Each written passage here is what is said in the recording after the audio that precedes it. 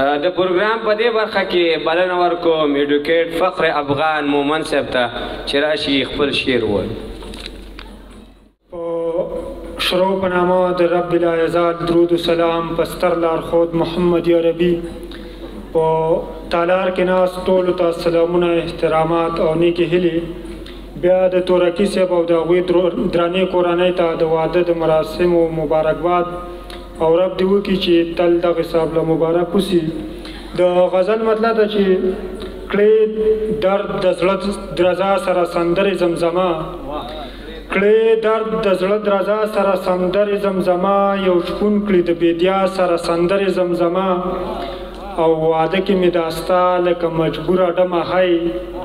واده کې مې داستا لکه مجبوره ډمه هی، نازړه مې کړي نڅا سره سندرې زمزمه، او بزرګ د میکدې یم په جومات کې شم خراب، بزرګ د میکدې یم په جومات کې شم خراب، کړم لمونځ کې د دعا سره سندرې زمزمه، خبرې دې د ناز لري سرور لکه شپېلۍ، اوربل دې د هوا اوربل دې کړي هوا سره سندرې زمزمه. غزل دی چې ستا تلو تلو کې په شا کاته خندا اداکاري ده، ستا تلو تلو کې په شا کاته خندا اداکاري ده، زما ستا په جفا څنګه ژړا اداکاري ده،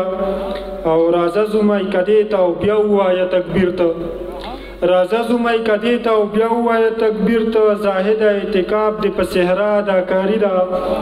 او شیخانو د حجاز که له حرمه دکان جوړ کړو، شیخانو د حجاز که له حرمه دکان جوړ کړو، هندوانو شروع کړې په ګنګا اداکاري ده، شیخانو د حجاز که له حرمه دکان جوړ کړو، هندوانو شروع کړې په ګنګا اداکاري ده، ما ستا د جنج په وخت کې خپلې پیغلې هیلې مړې کړې،